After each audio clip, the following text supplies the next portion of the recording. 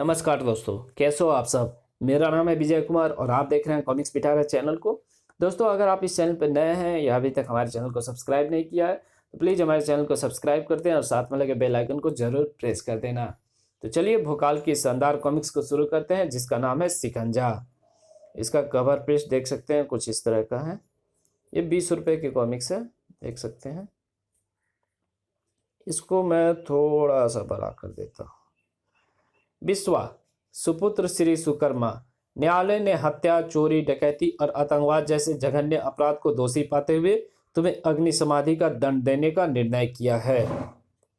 कुछ ही क्षणों बाद तुम्हें उस लौह कवच में बंद करके अग्नि में उतार दिया जाएगा। तुम्हारी कोई अंतिम इच्छा हो तो बताओ। उत्तर में बिस्वा ने खुखार आंखों से सबको देखने के सिवा कोई प्रतिक्रिया नहीं की। कुछ क्षणों बाद ही बिस्वा को अग्नि की समाधि में भेजने की तैयारी करो। मृत्यु के भय से उस हत्यारे के रोम रोम को कंपा डाला। नहीं नहीं, बिस्वा को खींचकर लौह कवच में बंद कर दिया गया। अब बस उस लौह कवच को अग्नि में उतारा जाना बाकी था, लेकिन ऐसा हो पाता उससे पहले ही भड़ाक कारागार की दीवार टूटने की आवाज ने सभी को चौंकाया। और उस समय तो सभी को अपनी सांसें रुकती हुई प्रतीत हुई, जब आह, कितना विशाल कीड़ा! ये तो मजबूत दीवारों को तोड़ता इधर ही आ रहा है। भाले मारकर रोको इसे। भाले मारे तो जरूर गए, लेकिन वे भाले उस कीड़े के विशाल शरीर से टकराकर छिटकने के सिवा कुछ ना कर सके। ओह, भालू ने तो इसके शरीर पर खरोच भी नहीं डाली। रोको इसे।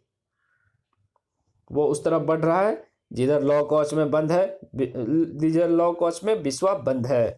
मजबूत लौह कवच को मूंगफली की तरफ फोड़कर उस विशाल कीड़े ने उसमें से बिस्वा को निकालकर अपने विशाल हाथों में जकड़ लिया। लेकिन बिस्वा को लेकर वो वहां से चला जाता उससे पहले ही विशालकाय कीड़ा लड़खड़ा गया, लेकिन एक क्षण के लिए, क्योंकि अगले क्षण ही उफ, बहुत ही शक्तिशाली है इसका प्रहार, एकदम किसी मस्त हाथी की टक्कर की तरह। फड़ाक! और उसकी तेजी है एकदम चीते जैसी। उसे रोकना होगा, नहीं तो वह दुष्ट बिस्वा को लेकर यहाँ से भाग निकलेगा। और इस समय तो उसे तुरंत ही रोकने का एक ही साधन है, ये मोटी रस्सी। भोकाल तुरंत ही रस्सी को लेकर उस पर आ कूदा। अब देखता हूं तू कैसे भागेगा।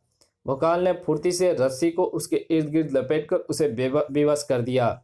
अब ठीक है, अब कुछ ही क्षणों में यहाँ पहुंचने वाली सैनिकों की टुकड़ी इसे अपने सिरों पर उठाकर किसी खाई में फेंक आएगी। ओह! अचानक भोकाल ने सारी रस्सियों को कच्चे धागे की तरह टूटते देखा, और फिर आश्चर्यचकित कर देने वाले ढंग से उस विशालकाय कीड़े के शरीर से उसके हाथ अलग हुए और स्तंभ खड़े भोकाल के शरीर से जा लिपटे। ओह नहीं, मैं जिसे अभी तक हाड़ मांस का विशाल कीड़ा समझ रहा था, वो चलता फिरता यांत्रिक पुतला निकला। उसे रोकने के लिए एक बड़ी सैनिक टुकड़ी इधर ही बढ़ रही है।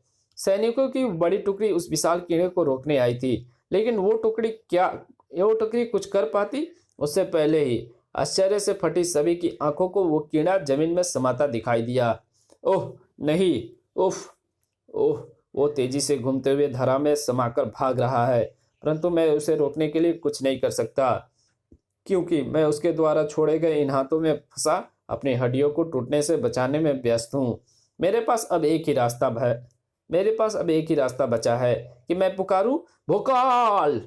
महागुरु भोकाल की शक्ति को प्राप्त करके भोकाल ने न सिर्फ स्वयं को उन हाथों से बचाया, बल्कि उनके परखच्चे भी उड़ा दिए। इसी बीच यहाँ कौन हो तुम, और तुम मुझे अग्नि समाधि से बचाकर क्यों लाए? अभी पता चल जाएगा तुम्हें कि मैं कौन हूँ। पिताजी, आपने इस यांत्रिक कीड़े के पुतले में बैठकर मुझे बचाया। मैं भी कितना मूर्ख हूँ, मुझे पहले ही समझ जाना चाहिए था कि ये आप ही होंगे, क्योंकि सजीव सी लगने वाली यांत्रिक वस्तुओं को पूरे विश्व में मात्र आप ही अपने चमत्कारी औजारों से बना सकते हैं।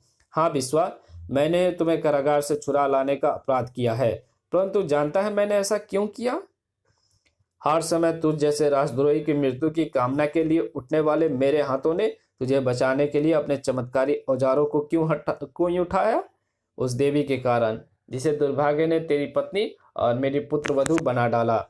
उसने अपनी अंतिम सांस लेते हुए मुझसे वचन लिया था कि मैं तुम्हें अग्नि समाधि से बचाऊंगा। राधा मर गई? हाँ, तेरे दुष्कर्मों ने उसके प्राण लिए और मुझे तुझे बचाने का अपराध करने के लिए विवश कर गई। अपने अपराध का पश्चाताप मैं स्वयं कर लूंगा। तू चला जा यहाँ से और कहीं जाकर अपना नया जीवन आरंभ कर। पुत्र मोह में आपने जो अपराध किया है उसका पश्चाताप तो आपको करना ही होगा सुकर्मा जी, परंतु आपके पुत्र ने जो जघन्य अपराध किए हैं उसका दंड भी उसको अवश्य ही मिलेगा। महाबली तुम यहाँ कैसे आ पहुंचे? महाबली, आपके इस यांत्रिक पुतले के हाथों को समाप्त करने के बाद उसके द्वारा बनाई गई सुरंग के अंदर से होकर पहुंचना कठिन नहीं था। अब आपकी भलाई इसी में है। आप अपने पुत्र के साथ अपने अपने हिस्से का दंड भुगतने मेरे साथ चलें। मैं नहीं जाऊंगा। मैं नहीं जाऊंगा। मुझे बचा लीजिए पिताजी। मैं मरना नहीं चाहता। मैं एक नया जीवन शुरू करना चाहता हूँ। मुझे बचा लो पिताजी, मुझे बचा लो। ये समय तेरे नए जीवन के आरंभ का नहीं बल्कि तेरे जीवन समाप्ति का है विश्वा। इसलिए उठ और चल मेरे साथ। तुझे अग्नि समाधि से कोई नहीं बचा सकता। आह, मैं बचाऊंगा। मैं अपने पुत्र को बचाऊंगा। उछलकर भोकाल से बेल की भांति लिपट गया सुकर्मा और तेजी से चीखा, उस यांत्रिक पुतले में बैठ विश्वा और दाएं हाथ के पास उभरी हुई घड़ी को घुमा दे। उस घड़ी के दबते ही वो पुतला हवा में उड़कर तुझे यहाँ से दूर ले जाएगा। और हाँ, इस पुतले में मेरे सारे चमत्कारी औजार भी रखे हैं, तो उनकी मदद से अपना नया जीवन आराम कर सकता है। जल्दी कर। ओह, विश्वा उस यांत्रिक पुतले में जा बैठा है। अब वो शीघ्र ही उड़कर यहाँ से चला जाएगा और मैं उसे रोकने के लिए आगे बढ़ नहीं सकता, क्योंकि सुकर्मा जी मेरे शरीर से बुरी तरह लिपटे हुए हैं। मुझे ज्वाला शक्ति का प्रयोग करके यांत्रिक पुतले को नष्ट करना होगा। भोकाल ने अपनी तलवार से ज्वाला शक्ति छोड़ी, लेकिन वो उस यांत्रिक पुतले तक नहीं पहुंच पाई, क्योंकि बीच में आ गया सुकर्मा। सुकर्मा जी! इधर भोकाल ने सुकर्मा के शरीर को संभाला और उधर विश्वा उस यांत्रिक पुतले में सवार हुआ और जुम, यांत्रिक पुतला तूफान की गति से वहां से उड़ गया। उफ, विश्वा भाग रहा है, लेकिन अब मैं उसे रोकने के लिए कुछ नहीं कर सकता, क्योंकि मुझे घायल सुकर्मा जी को लेकर तुरंत ही अतुरालय पहुंचना होगा। भोकाल सुकर्मा को लेकर तुरंत ही अतुरालय पहुंचा तो, लेकिन ये तो मृत्यु को प्राप्त हो चुके हैं।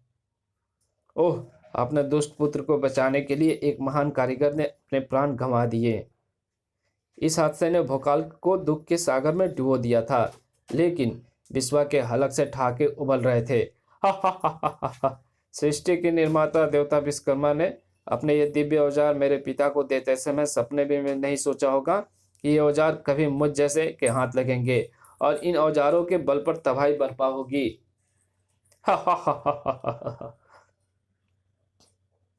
पर्वत जो भव्यता के लिए जाना जाता है, अडिंगता अचलता के लिए पूजा जाता है, लेकिन ये सब इस क्षण से पहले की किंवदंतियां हैं।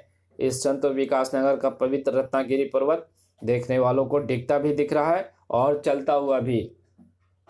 ओह नहीं, पवित्र रत्नागिरी पर्वत तो चलने लगा। अद्भुत अद्भुत, कैसे चल रहा है यह पर्वत? ये बाद में सोचना, पहले ये सोचो कि इससे जान कैसे बचाएं, क्योंकि तेजी से आगे बढ़ता यह पर्वत अपने सामने आने वाली हर चीज को नष्ट कर रहा है। इसकी सूचना तुरंत ही राजधानी पहुंचाओ, क्योंकि अगर ये पर्वत राजधानी पहुंचने में सफल हो गया तो अनर्थ हो जाएगा। सूचना जैसे ही राजधानी पहुंची वैसे ही उस पर्वत को रोकने के उपाय कर दिए गए, लेकिन हर उपाय विफल और व्यर्थ साबित हो रहा था। वो विशाल पर्वत हाथियों को कुचलकर हीरो के द्वार की तरफ बढ़ रहा है। च्यों च्यों, भागो! अब उसे हीरो के द्वार को नष्ट करके राजधानी में तबाही फैलाने से कोई नहीं रोक सकता। विकासनगर की तरफ बढ़ने वाला यह प्रलय रुकेगी, भोकाल रोकेगा इसे। मैं इसे धकेलकर वापस इसके स्थान पर ले जाऊंगा। अपनी शक्ति से पर्वत को पीछे ढकेलने की सोचता भोकाल खुद ही पीछे हट गया। ओह, ये तो और भी अधिक शक्ति से आगे बढ़ने लगा। ऐसा मानो जैसे ये कोई जीवित प्राणी हो और शक्ति का उत्तर विपरीत शक्ति लगाकर दे रहा है। कैसे हो रहा है ऐसा? ये जरूर कोई रहस्य है और मैं इस रहस्य का अवश्य ही पता करूंगा। पहले इसे रोक तो लूं, क्योंकि इसे रोकने का एक रास्ता मेरे दिमाग में आ रहा है, लेकिन इसके लिए मुझे गजमुक्ताधारी गजेंद्र की सहायता लेनी पड़ेगी। भोकाल ने अपना आशय तुरंत ही पास खड़े सैनिकों को समझा दिया। गजशाला से गजेंद्र को यहाँ लाओ, जल्दी। गजेंद्र को वहां पहुंचने में ज्यादा देर नहीं लगी। तुम सही समय पर पहुंचे मित्र, आओ मेरे साथ। अब महाबली भोकाल को गजेंद्र हाथी जैसे महाशक्तिशाली साथी का साथ मिल चुका था। अब उसके लिए ना अपनी योजना पर कार्य करना मुश्किल था, शाबाश गजेंद्र शाबाश, और ना उसमें सफल हो जाना। लोग दम साधे भोकाल और गजेंद्र की शक्ति के उस बेमिसाल कारनामे को देख रहे थे, और लोगों की ये स्तंभता तब तक उसके दिलो दिमाग पर हावी रही जब तक भोकाल गजेंद्र की सहायता से रत्नागिरी पर्वत को उसके स्थान तक खींचकर नहीं ले गया। रत्नागिरी पर्वत अभी भी स्थिर नहीं है, अभी भी ये चलने को एकदम तैयार नजर आ रहा है। क्यों? कारण जानने के लिए मुझे अपनी परहारा शक्ति से रास्ता बनाकर रत्नागिरी के नीचे पहुंचना होगा।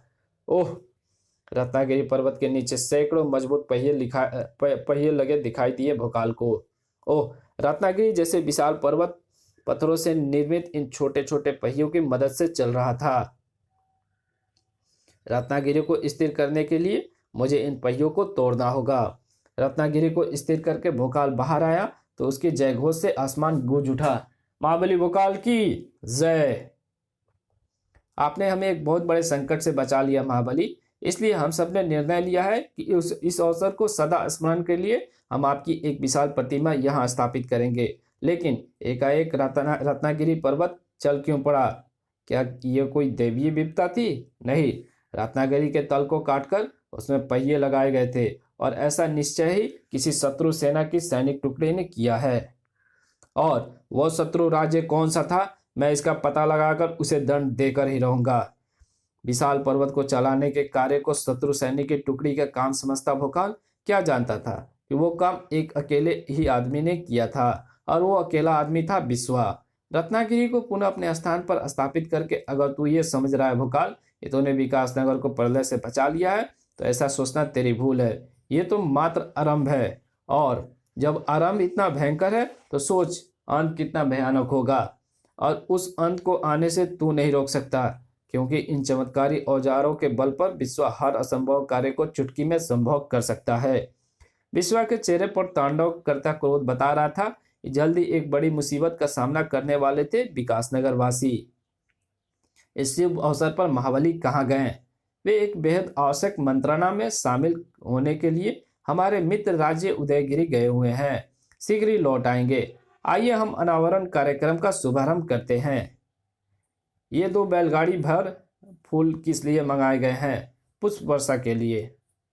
लो महारानी जी, महाबली की प्रतिमा को अनावरित करने के लिए चल दी पुष्प वर्षा के लिए तैयार रहो। महारानी ने भोकाल की प्रतिमा का आवरण को हटाया, लेकिन महारानी के ऐसा करने के पश्चात पुष्पों के नहीं चीखों की वर्षा हुई। आह आह, और वे चीख हर विकासनगर वासी के मुख से निकली थी, जिन्होंने भोकाल की प्रतिमा को चलते और झपट कर रानी मोहिनी को दबोचते और फिर उसे कई हाथ ऊपर हवा में उछालते देखा था। आह! अब आश्चर्य से फटी उन आंखों को रानी मोहिनी के चित्रों को जमीन पर भी बिखरे देखना था, क्योंकि इतने ऊपर से नीचे आता रानी मोहिनी का शरीर कठोर जमीन से टकराकर पके आम की तरफ फूटने वाला था।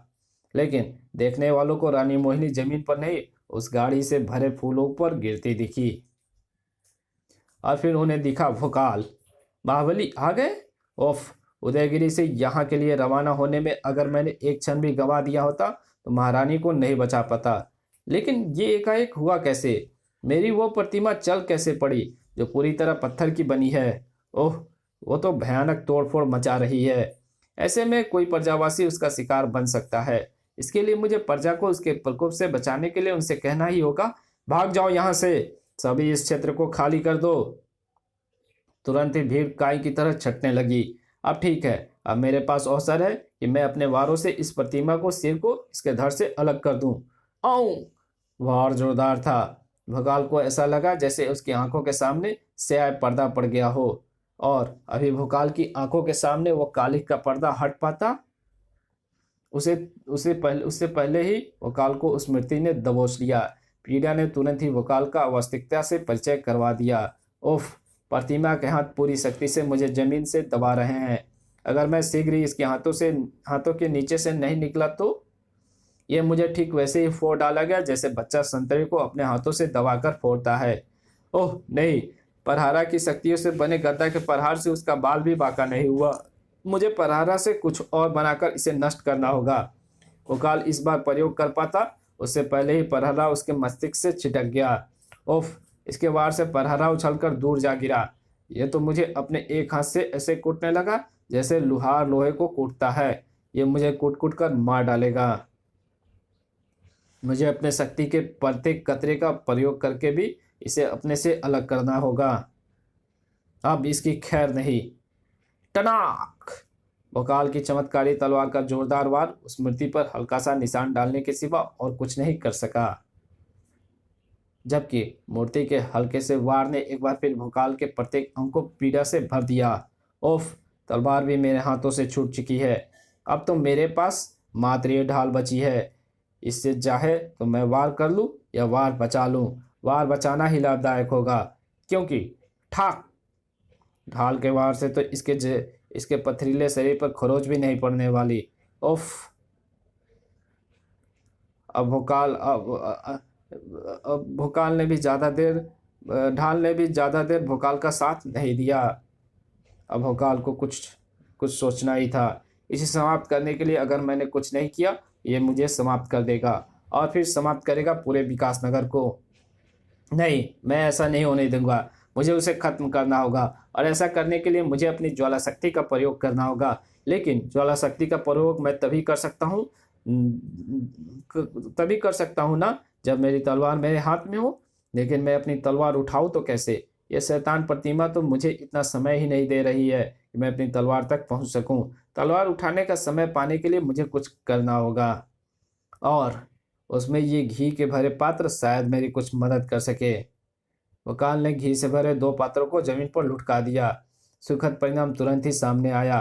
घी की चिकनाहट पर जैसे ही मूर्ति के पांव पड़े, वैसे ही स्यूं! विशालकाय मूर्ति फिसलकर नीचे आ गिरी। इस कॉमिक्स को यहीं पे खत्म करते हैं। अभी इसके आगे की कहानी पढ़ेंगे इसके पार्ट 2 में। तब तक के लिए मिलते हैं हम पार्ट 2 में। तब तक के लिए बाय। हंसते रहिए, मुस्कुराते रहिए। अब पार्ट 2 जरूर देखिएगा और इस वीडियो को लाइक कर दीजिएगा। हमारे फेसबुक पेज को भी लाइक कर दीजिएगा। और भी हमारे बहुत सारे प्लेलिस्ट है जिसमें आपको सभी सुपर हीरोज के कॉमिक्स लगभग मिल जाएंगे। तो प्लीज़ आप जरूर जा करके विजिट करें और देखें। और चैनल पर नए हो तो प्लीज़ सब्सक्राइब कर देना।